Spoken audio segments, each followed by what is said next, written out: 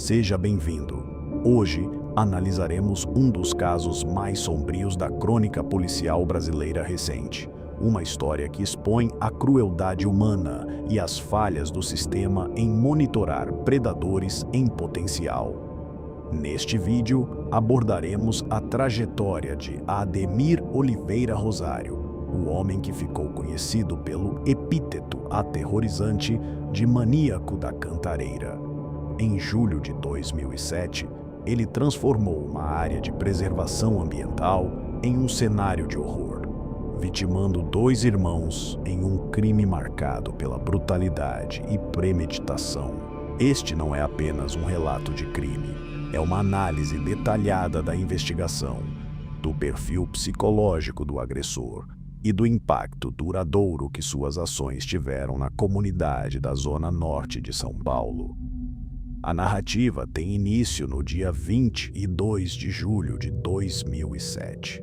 Era um domingo comum na Vila Albertina, um bairro residencial que faz fronteira com a vasta Serra da Cantareira, em São Paulo. Por volta das 10 horas da manhã, 2 irmãos saíram de casa. Francisco de Assis, de 14 anos, e Josenildo dos Santos, de 12. Eles informaram a família que iriam para a orla da mata para buscar lenha e colher pinhão, uma atividade comum entre os jovens da região dada a proximidade com a natureza. A promessa era retornar a tempo para o almoço em família. No entanto, o tempo passou e os meninos não voltaram. Com o cair da tarde, a preocupação da família transformou-se em desespero. O pai das crianças iniciou as buscas imediatas nas trilhas que eles costumavam frequentar, chamando por seus nomes, sem obter resposta. A Serra da Cantareira é uma área de mata atlântica densa, com relevo acidentado e muitas trilhas secundárias. Buscar 2 crianças naquele ambiente era uma tarefa hercúlea. A polícia foi acionada e o desaparecimento foi oficialmente registrado, dando início a uma dolorosa espera que mobilizou toda a comunidade local. Durante 4 dias, equipes de resgate, bombeiros, policiais e voluntários vasculharam a região. A esperança de encontrá-los com vida diminuía a cada hora. Foi no dia 26 de julho que o pior cenário se confirmou. Os corpos de Francisco e Josenildo foram localizados em um ponto de difícil acesso na mata fechada. A cena que os peritos encontraram era estarrecedora e descartava imediatamente qualquer hipótese de acidente ou extravio. Os corpos apresentavam sinais inequívocos de violência extrema. As crianças tinham sido maniatadas. A perícia criminal confirmou que ambas foram vítimas de abuso sexual antes de serem assassinadas. A causa da morte foi asfixia mecânica associada a ferimentos por arma branca. A crueldade empregada nos crimes indicava que o agressor não agira por impulso, mas com sadismo e prazer no sofrimento das vítimas. A descoberta lançou a Vila Albertina em um estado de luto absoluto e de profundo medo. A repercussão do crime foi imensa. O Departamento de Homicídios e Proteção à Pessoa, DHPP, assumiu o caso sob forte pressão social e midiática.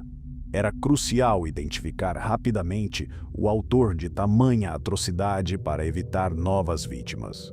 Os investigadores traçaram o perfil do assassino, alguém que conhecia profundamente a topografia da Serra da Cantareira, pois soube onde ocultar os corpos em uma área que os cães farejadores levaram dias para cobrir.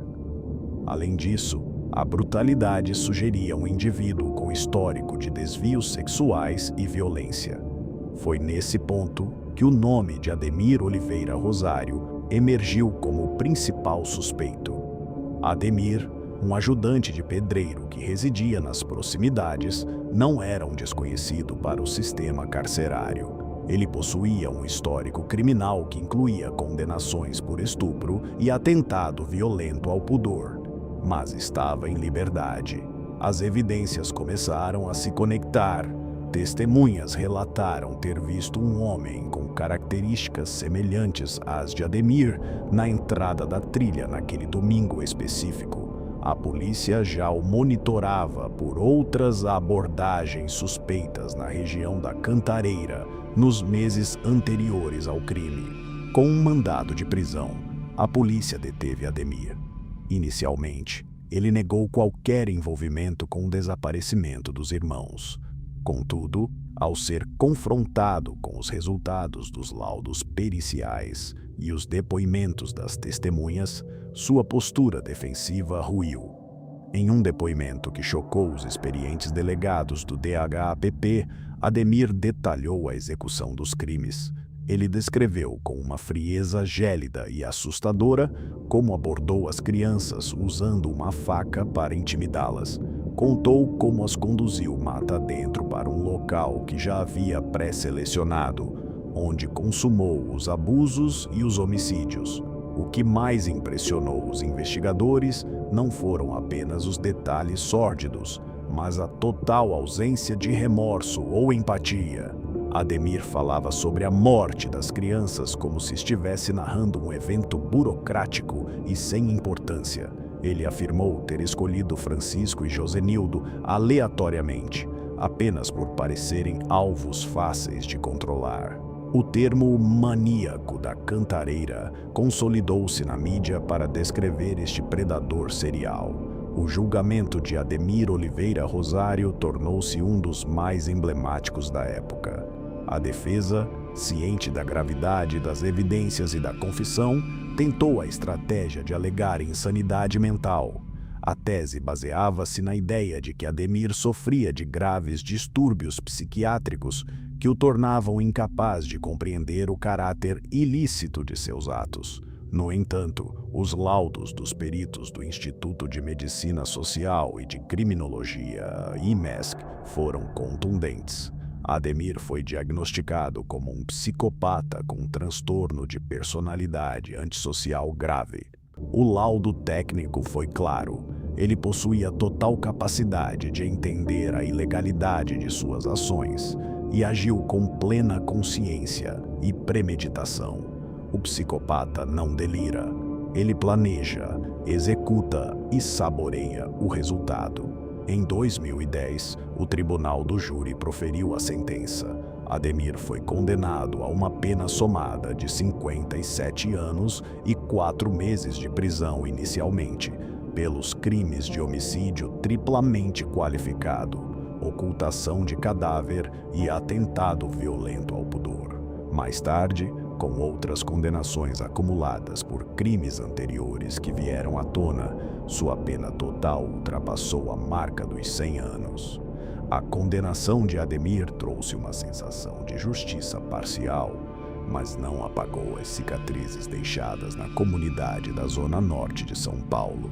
A Vila Albertina, outrora um local onde as crianças brincavam livremente nas proximidades da mata, mudou para sempre. O medo de um novo predador passou a fazer parte do cotidiano das famílias.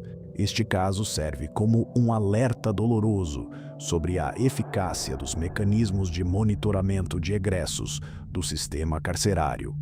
Ademir já era um indivíduo condenado por crimes sexuais e estava em liberdade, vivendo em uma área onde pôde facilmente encontrar novas vítimas. A sua recuperação foi inexistente, evidenciando as limitações do sistema em tratar psicopatas. A tragédia do maníaco da Cantareira expõe a necessidade de um debate sério sobre a aplicação de penas para crimes hediondos e sobre como a sociedade deve lidar com indivíduos que demonstram uma periculosidade incurável. Chegamos ao fim desta análise detalhada do caso Ademir Oliveira Rosário. Relembrar essa história é doloroso, mas fundamental. É através do conhecimento desses fatos que podemos compreender os riscos, avaliar o funcionamento do nosso sistema de justiça e, acima de tudo, honrar a memória de Francisco e Josenildo. O caso do maníaco da Cantareira é um lembrete gélido de que, infelizmente, O mal pode residir em rostos comuns, escondidos sob a aparência da normalidade. Obrigado por acompanhar este relato até o fim.